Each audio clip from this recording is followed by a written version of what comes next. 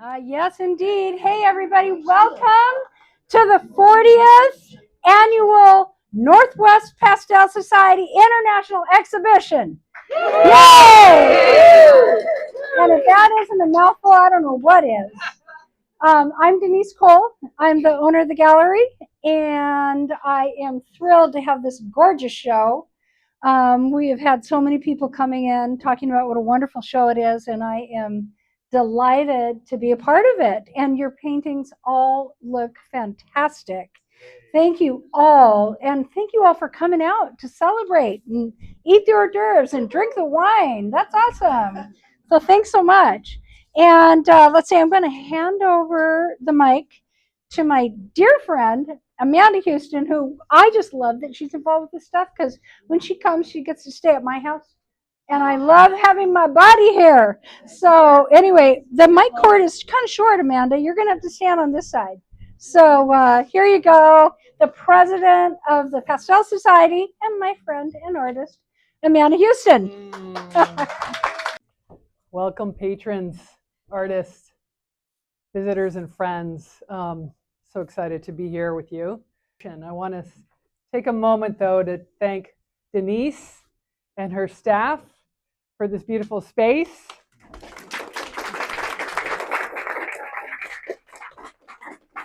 This is the second year that Denise has hosted our international show. And I have personally been working with Denise, I think, since 2008. Over 15 years as an artist that she represents. And I can tell you that she is well revered in the art world, in this community.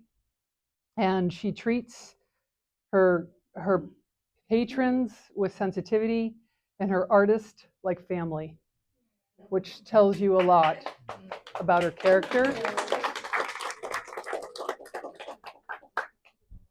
And we have the opportunity to nurture and strengthen this relationship. I would love you all to spend this month talking about this show to your friends, your colleagues, everyone you know, and tell them about this show. It's up for the whole month.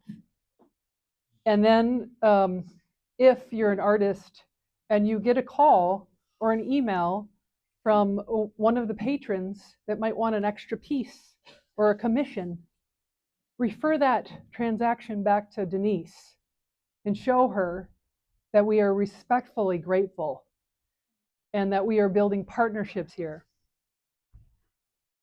So it's our honor that you're dedicating to us this month to show and promote our group, to show this collective body of work and the creations of this particular medium pastel.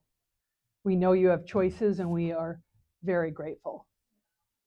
So there's 40 ruby roses.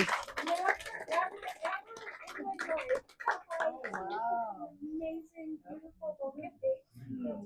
Thank you all. Thank you. This is our 40th, yes. We are the Northwest Pastel Society, and we were officially established in 1988. And this is our 40th international open exhibition. Well, if you do the math, that means we're actually having a few shows before we were officially established. And I hope that shows that we have longevity and sustainability. And as I scan the crowd, if there are any members here that are affiliated with this organization over 25 years, can you just raise your hand? Aha.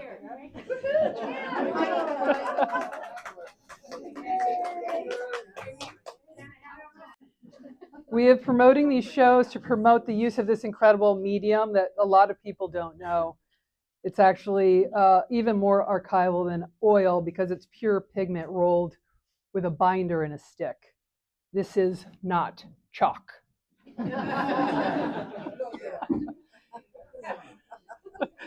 And we have grown from a very small group in the Seattle area over these years to now 285 members, spanning the whole Northwest region. That's Washington, Oregon, and Idaho. And we also have members from 12 other states and Canada, where we offer exhibitions and workshops and paint-ins and paint-outs and Zoom meetings, and a community of individuals who show interest in exploring this dusty medium together. This international show is our biggest event, and we welcome artists from all over the world. And this year we have 205. We had 205 entries, and our jurors, who I'll just announce in a minute, actually Denise and Lorianne, juried in 65 paintings from 50 artists. So before we start the ceremony, there's a few thank yous. An exhibition like this can't happen without a team behind the scenes to do all the work. And so I would like to introduce to you our team. We have a show chair and a committee. So Michael Medina is our show chair. He's over there at the camera. And we have two co-chairs, Janice Graves and Lori Hughes. Raise your hands. We have an executive administrator, Megan Valdee, who keeps us organized. A treasurer who writes all the checks promptly. That would be Sarah Weiser. We have a communications director, Nancy Ging, who promotes us on the website and all the emails. I don't think she is here, as well as Darcy Roberts, who's our social media chair, and Denise Page, who does the Facebook page. And we have Kristen Doty, who has been doing the awards chair. And the rest of the board who is here, that would be Jan Carlton, Michael Jurasik, and Deb Sapita. You could all raise your hands. It takes a village. We encourage members to attend this show, to apply for this show, and hopefully get in. And one reason is to heighten their status in our organization so that you can become a signature member. Now, a signature member is granted to a member who's in good paying standing after being accepted into 3 NPS open international exhibits like this one. And this year we have an unusually high number of members, 9 members who've gained their signature status. It takes years to do this. And we'd like to acknowledge them today before we start the award ceremony. So when I call up your name, if you could please come up and we'll do a group photo. Mitrabala. Janine Bramwell. She's here somewhere. Kristen Doty.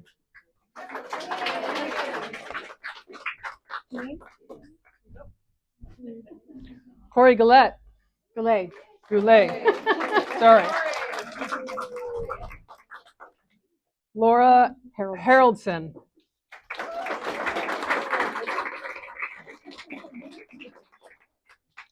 Vicki Johnson.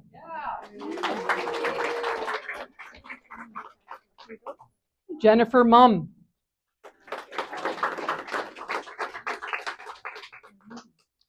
Julie Quick. She's not coming from Kentucky. Yeah, she's and Hap Wertheimer. And So big round of applause to 9 new signature members.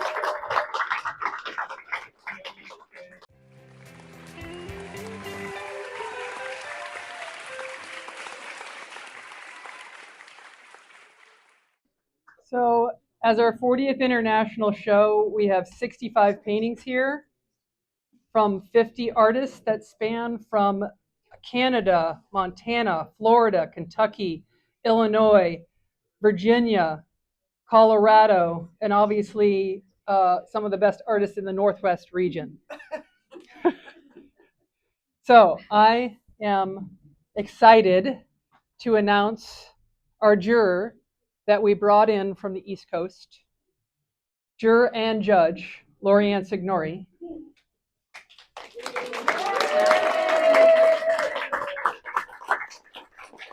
the first time I met Lorianne and saw her work, I wanted to bring her here. So thank you, because this is a dream of mine that you're here. Thank you for inviting me. She is one of the most courageous, fearless, well-read artists I know. I know a lot of artists, and she is an incredibly inspiring instructor that introduces her students to a new way of seeing. In fact, a group of lucky 18 of us just had the pleasure of being led by her wisdom in a 4-day workshop where we learned a new way of seeing, we sharpened our tools, and we learned the art of losing the particulars so that we could gain the infinite. That's one of her quotes. And if I could steal a quote from one of my favorite authors, Rick Rubin, who wrote A Creative Act, A Way of Being, she opened the door for us to create an environment where we were free to express what we were afraid to express. Very profoundly powerful stuff. She encourages everyone to embrace their unique voice and take their work to a much deeper level. And she solely judged this show. So let me tell you a little bit about her background. She has a BFA from Swain School of Design and a full fellowship MFA from American University. Over her 4-decade career, her work has evolved from representational to more distilled expressions of light, atmosphere, and color vibration. Her visual language is one of vapor, glow, and resonance. She's a signature and eminent member of several pastel societies, including IAPS, which is the International Association of Pastel Societies. She's a faculty member of the Pastel Society of America. Her paintings have been exhibited in galleries and museums across the US and held in private collections and corporate collections internationally, even including an invitational exhibition in Russia. She divides her time between plein air painting to capture immediate impressions of light and color, and her studio work, where she builds, develops, layers, and refines. She lives and works in Silver Springs, Maryland, and she travels nationwide to teach and inspire others. Lorianne.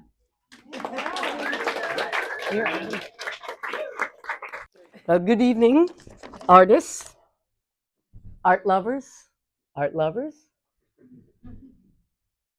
people just hanging out, supporters, everyone. It's been a complete delight to be here and work with my fellow artists for this week and see this show. But let me tell you more. I want to explain first, before I give any kind of awards, about the process of painting and creativity and their tie-ins. So let's think about it. Each one of us is a custodian of an inner world that we carry around with us. Other people can glimpse it from the way we behave, the way our language is, and particularly the way our face and eyes are. But no one knows your inner world, and no one can force you to reveal it. You choose, as an artist, to expose it in your art. That's the whole mystery of painting, writing, poetry, music. But you must bear in mind that what other people hear and see and what you intend and know are often different kinds of things. Each one of us is privileged to be the custodian of this inner world, which is only accessible through exploration and wondering. That said, let's think about one of my favorite things to talk about and most exciting, energetic form of thought, the question. I think of the question like a lantern, because it illuminates the new landscape of the mind into new areas as it moves. Therefore, the question always assumes there are many different dimensions to a thought that you're either blind to or were not previously available to you. Another way of saying that is a question is really one of the forms in which wonder expresses itself. One of the reasons we wonder is because we are limited. And that limitation is one of the greatest gateways of wonder. Martin Heidegger said that when you can conceive of a frontier, you're already beyond it. Because the frontier, while it may be the limitation of where you are now and what you think or feel, is also the threshold of where you're actually going to move into. Said very lyrically by the poet Patrick Kavanagh in his poem Advent, through a chink too wide, there comes no wonder. That means that in a certain sense, the narrower and more confined the chink or crevice or opening through which an artist explores, the greater possibility of wonder. That brings to the idea of limitation. And my students heard me talk about this all the time, limitation. When an artist sets up limits and sees her or his work through that chink, that tiny little place, the world opens up. What are you questioning? If you know the answers, the work is stagnant. My simple example of limit setting is when studying for my MFA, I only painted a pot of yellow mums, nothing else. Boredom arrived quickly, but boredom was followed by questions and wondering. By keeping the motif steady, I allowed the what ifs to enter. So that brings it down to the two most important questions that I'm sure you've heard before, you artists. Why are you painting? And why are you painting that? Something to think about, huh? Okay, so now we get to the judging more. First, it's an honor and a burden to be asked to judge my peers. I'm terrified by the job, and you gotta realize I did the best I could. Thank you for all the hardworking artists who entered their work into the competition. And just because you're not chosen this time doesn't mean your work isn't good. It doesn't mean that the time you spent to forward your journey isn't time well spent. Your job as an artist is simply to paint. We're all declined once or often, every one of us. And that's just one person's opinion on that day to say, oh, this is what I like today. That said, I tried to jury. I came in here all week long. They really got to know me, starting when I arrived on the plane, because you have to see it again and again and again to try to wipe out your personal bias and to see clearly. When I look at paintings, I look for the artist to really transport me into that different place that she or he glimpsed and portrayed in some way. That allows me to dive really deep. And oftentimes, this is the high bar, I'm looking for something that made me stop and my breathing changed. You ever feel that? When you're in a museum and you just go, oh. I remember one time at the Uffizi, I thought I was drooling because you just get transfixed. That's art. That kind of new seeing is so deep. The artist is in touch with themselves. They may not even know they're in touch with themselves, but they are. In a nutshell, what I'm looking for is not just another pretty picture. There are a lot of pretty pictures in this world. Keep in mind, to make pretty pictures or to choose to go on this huge journey, to make heart-stopping beauty, you need the toolbox. Everyone knows what I talk about. What's the toolbox? Who can tell me? What's the toolbox? What's in it? Come on, you're on. Okay. Design, competition, composition, color, value, edge. That's the toolbox. And you need that whether you are a realist, an abstract painter, or somewhere in between. Without the toolbox, nothing works. What makes a painting jaw-droppingly beautiful comes from the soul. Enough talking for me. You can see I keep notes like this so I can be succinct, and that's succinct. Really? So on to the awards. The Grand Prize Award. Can we have the Grand Prize Award up here, please? Here we go. Aha! Come on up, Amanda. So it goes to Beckoning Mourn by Amanda Houston. And believe me, it wasn't a setup, okay? It was really hard to say, okay, I know Amanda's work, but you say you can't put a bias. It was the best there. Here we see a symphony of musical notations that move through a very serene space. The tensions created by the soft calm, countered by the agitation of marks, dashes of color, texture over here. It's harmonious yet complex. There's a balance between chroma and muted neutral. High contrast there's no need for that to create this quiet drama. Reminiscent of Corot's poetic power, it sings. Congratulations, Amanda.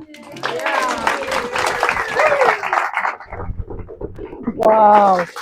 I was not expecting that. And you have to stay here because Jan has something too for you. Come on down, Jan. Just say, And I'll just share this well, microphone. those of you who just got your signature awards know how hard you worked to get that.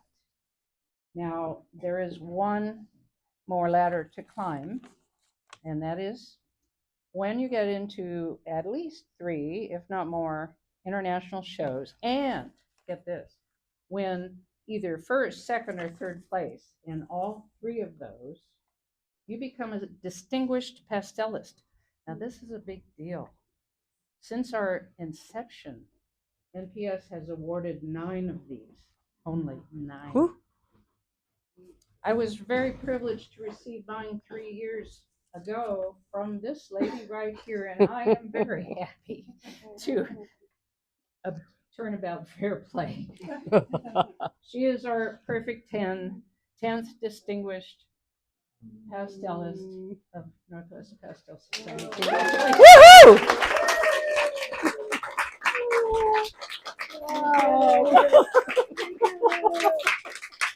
You did it.